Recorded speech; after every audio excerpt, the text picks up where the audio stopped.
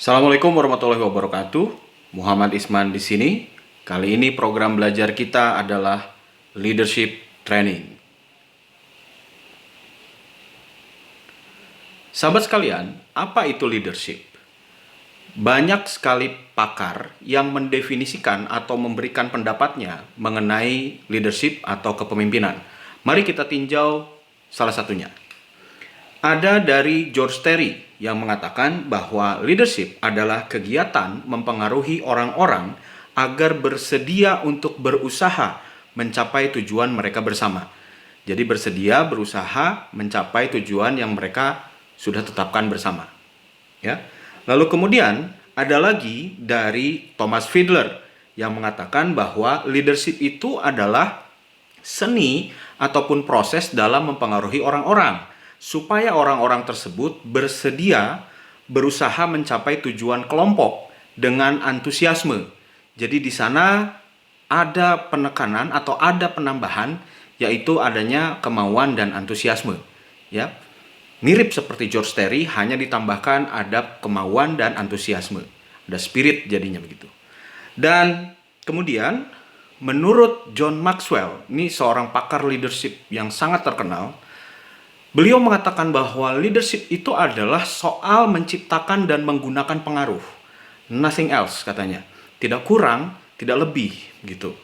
Jadi sahabat sekalian, bila kita mengatakan atau bila kita ingin mendapatkan penjelasan mengenai apa itu leadership, sebenarnya bisa kita tarik kesimpulan esensi dari 3 definisi tadi yang dikemukakan oleh para pakar kepemimpinan.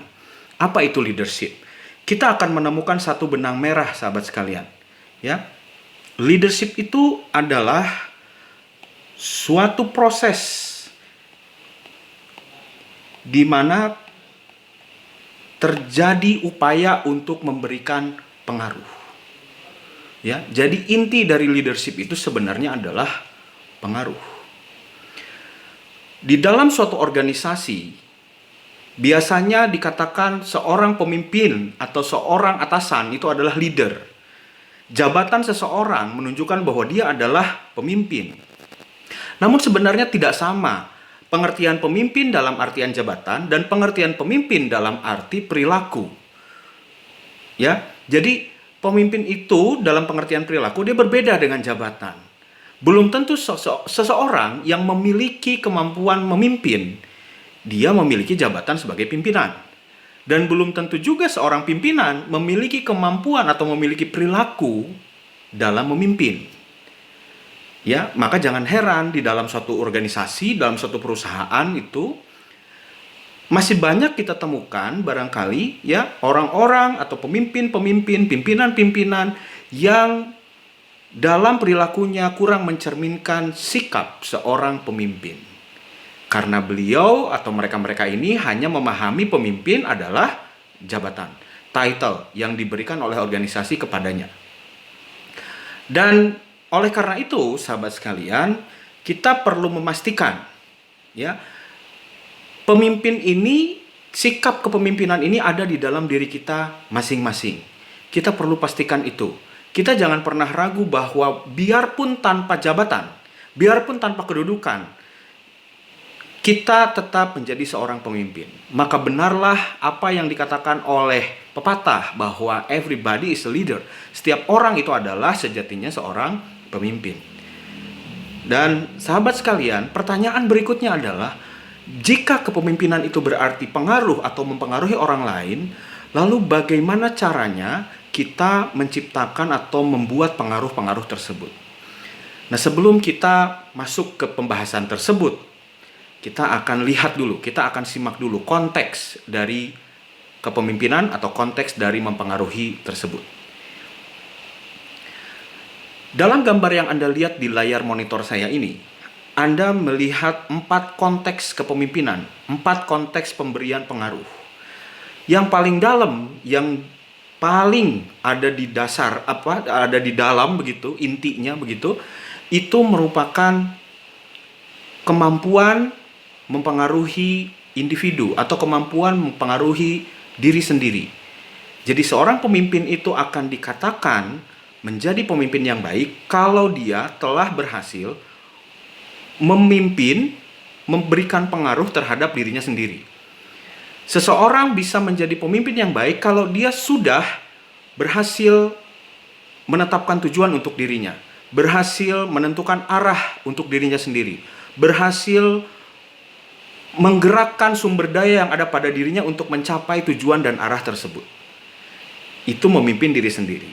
Nah, semua hal itu kemudian akan diejawantahkan menjadi sebuah perilaku, di mana nantinya perilaku ini akan dilihat oleh lingkungannya, oleh individu-individu lain.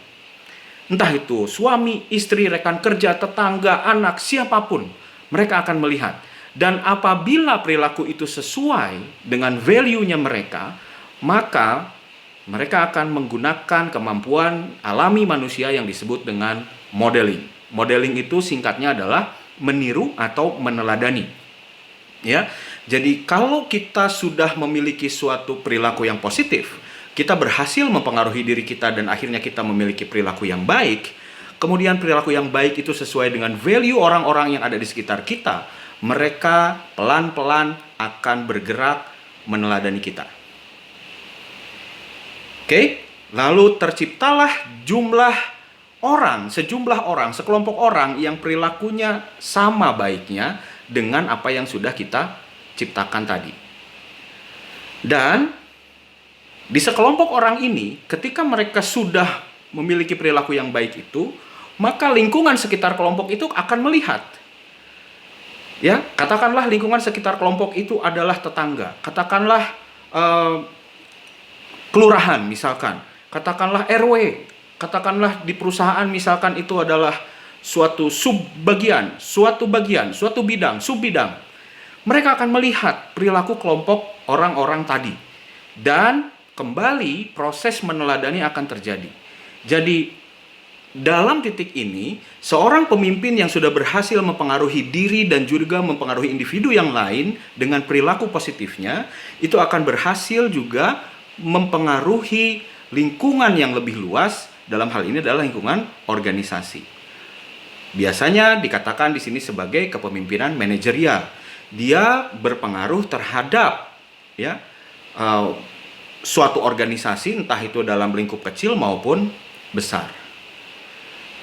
Dan apabila organisasi ini sudah berhasil menerapkan perilaku-perilaku positif yang dihasilkan oleh para anggotanya, di mana para anggotanya ini tadi telah meneladani perilaku dari seorang pemimpin, maka lingkungan di luar organisasi tersebut juga akan melihat dan mereka akan meneladani.